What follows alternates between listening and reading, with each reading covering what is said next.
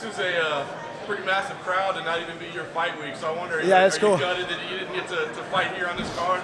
No, man. This is really cool for me because, I'm still relatively green. So coming out here and getting this like practice week, I was telling my coaches, we're out here and we're doing 4 media sessions, an open workout, and so minus the fight, it feels a lot like fight week. Staying out here in the hotel and everything.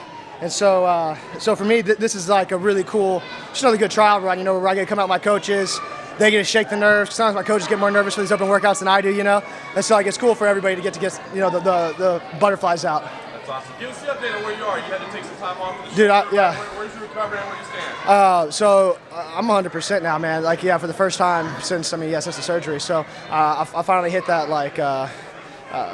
relative peak for recovery. And I've been hitting the gridstone like it's camp time. I always talk about there's no fucking off season for me. There's no off season in the sport. And so for a guy like me, through surgery, I'm just kind of combating what I can, fighting around it.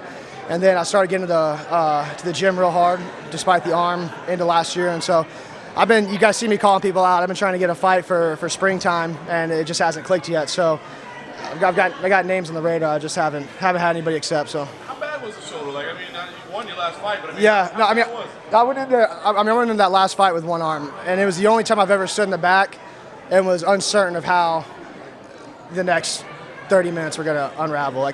It's the only time I've ever been in there and unsure, or I've ever had any morsel of doubt that maybe this fight could go either way. I was in the back and I was training with my my head coach, and I was hitting just pads with one hand. I wasn't even using my right arm, and then we were trying to do some drills just to get the blood flow and get some kind of grip strength, warmed up and get some kind of grappling.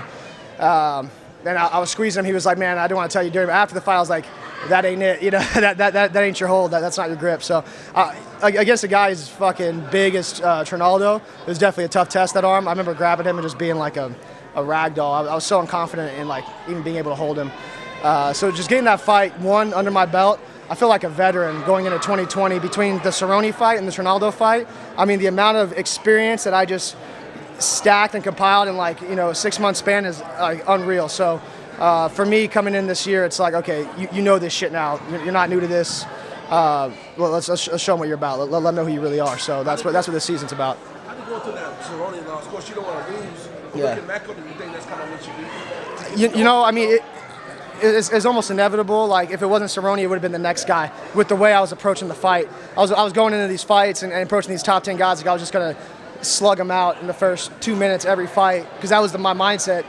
I don't just talk shit. I'm just being transparent and I'm being confident. Sometimes it gets confused with arrogance, but it's just awareness. And so, for me, it was I've got no reason to doubt that I'm not going to put this man away. And every time they showed me his face, I was like, he's getting older by the minute, dude. I'm about to cripple this man. And I went out there and he did the damn thing. And it was like, okay, this is an awareness check. It's a reality check that these guys in the top 10, they don't just fold over. They're not just going to break. They're not just going to take a hit. As long as you get lucky, you knock them out.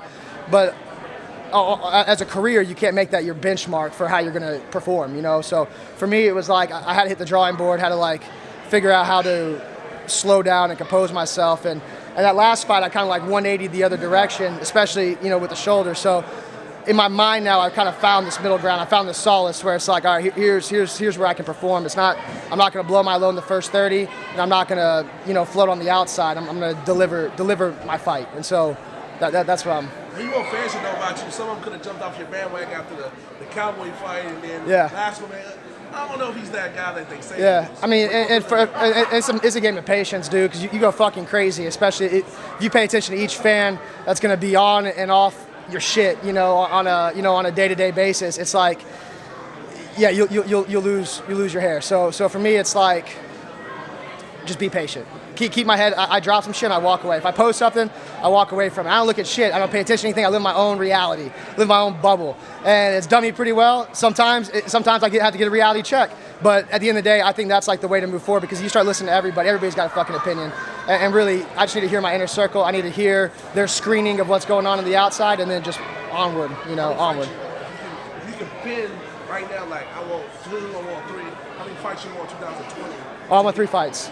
Yeah, fucking time's ticking, dude. I'm following me out. So I want to get a fight by March, April, another one in summer, and then one at the end of the year. So three fights, put me on that title shot, 2021. Yeah. You said you had some. What are they? Yeah, so I'm looking at Gillespie, Ferreira, Islam, Al Iaquinta, who I hear is off the grid. Like I want naming everybody who's not booked in the top 10. I just fucking give them. Maybe a better chance to just pick one guy and just go straight from him to try and get that. I've been shooting for Al for a while. I don't know if I heard anything back. I called out Pettis before that last fight. Now Ferreira won, and so now I'm looking at. I'd like to fight Ferreira. How was the think of Cowboy's performance against Conor? Do you feel like Cowboy's a tough fight for you, and it was a short night for him against Conor? Yeah, that performance made me flaccid.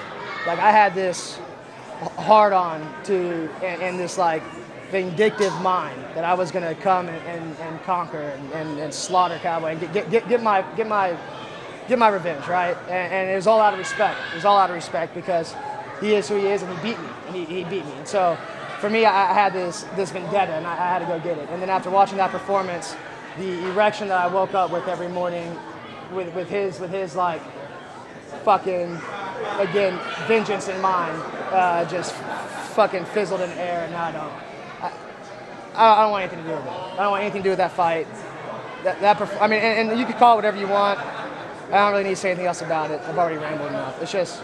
You watched him against. Yeah, I watched that fight and I thought, damn, okay, McGregor does something special, but he quit.